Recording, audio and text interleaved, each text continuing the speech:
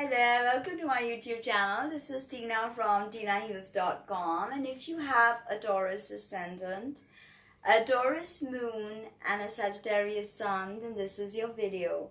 So your ascendant or your rising sign is in fixed earth ruled by Venus. So Venus is your ascendant lord, and you have an exalted moon in the first house, which is also ruled by Venus. So lots of things have to be taken into consideration, whether you have a day chart, night chart, who's the greatest benefic in your chart, and Venus by sign and house and aspects. And then you can piece together the whole story. But this is a very feminine Venusian expression. Your ascendant and your moon, exalted moon, of course, in Taurus again. First house moon makes you very beautiful. First house is the house of self, could be intuitive, psychic, vivid imagination for sure. Almost, able to perceive things that others are not able to. That is the first house moon. Very connected, the body is very connected to emotions. So if you're emotionally feeling distraught, your physical body could feel it. Okay, now Taurus is fixed, as I said. Earth. Oh, and you have your sun in Sagittarius. This is an 8th house sun. Problematic house, the 8th house. Sun in Sagittarius. Sun is very comfortable in Sag, but that 8th house can be iffy. And Sag is mutable fire, fire that distributes. Okay, and ruled by Jupiter. So let us understand the ascendant. So the degree of the zodiac rising on the eastern side of the horizon at the moment of your birth is your ascendant degree. Okay, and the sign on which it falls is your rising sign. So the rising sign is sort of like the self. Okay, the physical body, how we look, how we appear to the world, our gestures, how we talk, how we dress. A lot of things encompass the house of self. Who we are internally also is the self. Okay, so the ascendant is essentially the first point of touch that the soul makes with the 3D matrix. It's how we are plugged into the 3D matrix. Okay, importantly, when we walk into a room, it is our ascendant that is firstly noticed by everybody. Okay, and you're very Venusian, so when you walk into that room, you look very classically beautiful, and that exalted moon showing up, you probably have a very beautiful voice, because Taurus rules the throat chakra, as well as the thyroids. So having your moon there, you could also talk very emotionally, and people get very attracted to the way you talk. Okay, and Sag loves to hold a conversation. So I think your voice and the way you express yourself is very, very powerful. And people notice that about you. You could be a singer. And if you drop that Venus on the first house, there, Venus in rulership conjunct the exalted moon. Okay, conjunct to the ascendant, which is ruled by her. So this is like a lot of things have to be taken into consideration. But Taurus first house moons, you guys look beautiful. Okay, the way you dress is conventional, but you like high luxury things, because Venus is how we enjoy the world through our 5 senses. So when Venus dances around the sky, she draws a 5-petal pentagram, which represents our 5 senses. And Venus seduces us into incarnation through these 5 senses. And thereby Taurus is very tactile, very touchy, feely, wants to hug, wants to hold, wants to cook for you, wants you to cook for them. Yes, you can win their heart through the stomach. Okay, it's possible. Love to give gifts, receive gifts, don't like surprises, can be temperamental, moody. Okay, generally guarded, very measured approach when you meet a Taurus ascendant, a very measured approach. Okay, the physical body is very important. So either they've put on a lot of weight because they have a huge connection to food. When food goes into through the mouth, it goes in through the throat, Taurus domain. And Taurus has a huge sort of affiliation with food. So if you get emotionally hypersensitive and you use eating as a gateway drug, then you can put on a lot of weight.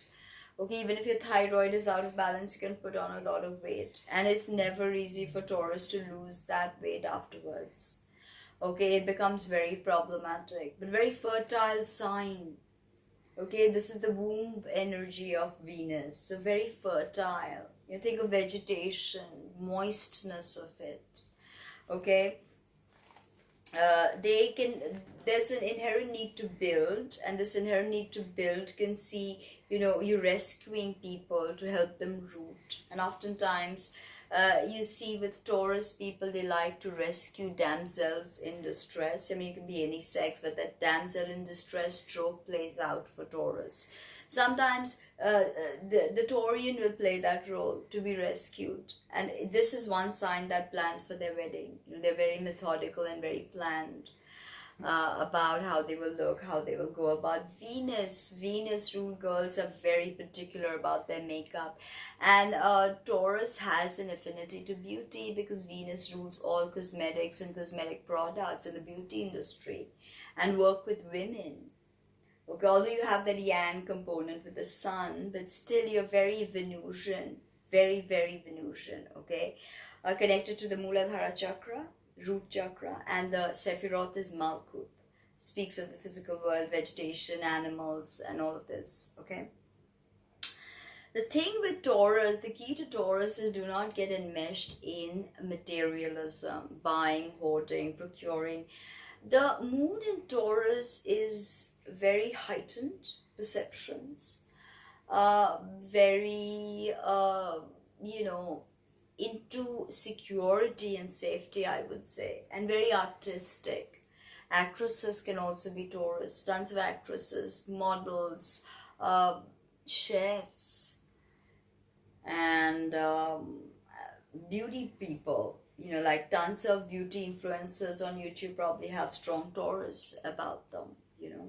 They just know how to draw that face in that perfect Fibonacci and do that perfect makeup. They just have it with them, you know.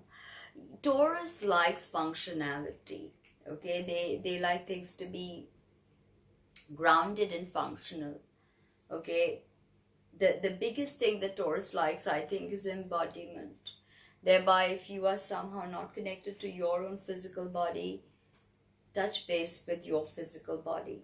Touch base with healthy green food, vegetation from the earth, because that is the promise of the earth to sustain you, you know. So the moon is the very antithesis of the ascendant. It is our mother, it's our imagination, it's our emotions, it's how we connect, it's a mood fluctuation, ESP, our ancestral karma, you know, the mysteries within us. It embodies the mysteries. It is connected to the Ida Nadi, right? And is feminine and cold and moist. Now, cold and moist moon does well in fecund and fertile fixed earth Taurus. Okay, and they can create something together. Your mother was probably very beautiful and very important in your life, and important in the way you perceive yourself. First house moon, you know. Emotions do tend to come out. You can't hide that about you. And as I said, you could be very psychic. Because don't forget, Sag is probably the most spiritual of the fire signs. So you have that 8th house sun in Sagittarius. 8th house, yes, problematic house, but you know, there's always the fantastical with both the 8th house and Sagittarius, right? But before we move on, I just want to tell you that Taurus is not just about materialism, because think of the age of Buddha. That was the age of Taurus. The Vedic people called the Pleiadian constellation the Kritikas, from which they receive metaphysical knowledge, you know.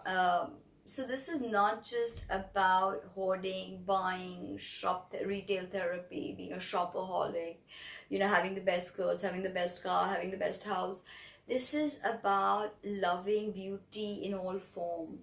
and creating harmony through that beauty, because Venus is the connecting principle, the harmonizing principle. So that is very important to you. And you also, your sun is ruled by the greater benefic, and your moon and rising are ruled by the lesser benefic.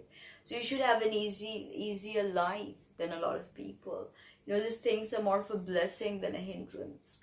Now, as I said, the sun does well in Sagittarius. It is mutable fire, distributive fire, and it is all about directionality, ruled by Jupiter. It is yang. So you have a bit of yang in you. The sun is our father, how we shine, a healthy sense of self, how we are as leaders, how we illuminate things. Okay, the sun is all of that. The sun is how we want the world to perceive us. So you probably want the world to perceive you more like an adventurous philosopher, okay, who loves travel. But people see the more encumbered Taurian side, okay? So there's that thing that's playing out. And I mean, Sagittarius is different to Taurus as it can get. The 8th house is the house of all things occulted or hidden. Okay, secrets, sex. This is the realm of Scorpio. Secret, sex, taxes, debt, and mysteries, and the unconscious. So having a sun there, the sun brings illumination. So you're illuminating all these topics, and you're doing it with the agency of distributive fire, okay, which is very different to Scorpio, which is fixed earth. Okay, so this is mutable fire, and fire is quick moving. Okay, and Sagittarius is almost like the bushfires. Can we say the bushfires that just happened in if you look at Leo, Aries is like a matchstick. Leo is like a bonfire, and I would say Sagittarius, this distributive fire, is like the bushfire. So it's very potent, okay, and staying in the 8th house, it becomes ever more potent, okay. It brings to surface, you could be a great detective, as a matter of fact. You could be a great blogger, or you could just be a great traveler who writes about it, because you have the Venus side. Even food, cooking food of different nationalities, or blogging or vlogging about them, food critic, because Sagittarius is the sign that deals with foreigners and higher education. Okay, and Sagittarius is ever expanding. The word joie de vivre or jovial, all of this, the root is Jupiter. So Jupiter expands, is a great guru, it is a great teacher. Astronomically, Jupiter protects Earth from asteroids and all other harmful objects in space that could come hurtling at us, and we would be finished. But Jupiter is the boundary. He says no, and he protects us. He catches all those things in his gravitation. So immediately you see how he's playing the role of the greater benefic. And the ancients called him so because when you look up at the sky, you can see Venus and Jupiter as two glittering little dots. So, they look like they're benefic. So that's why I think the ancients called them so. So having the two great benefics, you must see, of course, the placement of Jupiter, and to truly understand what's going on with the whole story. Now, Sagittarius can be quite fantastical. When you look at the glyph of Sagittarius, it's a centaur. It doesn't make sense. It's not real. So a lot of this Jupiter, Sagittarius, the domain is myth-making. So you could be very much into ceremonial magic, myth-making, and writing about it. Because Taurus can write if you have that, depending on the placement of your Mercury. But I mean, Taurus people, they just know how to write about things, because Venus can express herself, at least in a very beautiful feminine way. And Scorpio's archetype of the investigator, ruled by Pluto and Mars, Mars being the lesser malefic. So this is about, not Scorpio, Sagittarius ruled by Jupiter. So this is like having the two benefics will work for you very well. So that was a bit of a thing. I thought we were making the Scorpio video. So yeah, it's beautiful. That 8th house sun in Sag. I want to know more about it. Where has it led you?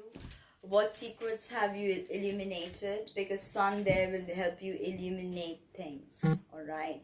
So drop me a comment, book a reading, and let me know what you think. Thank you.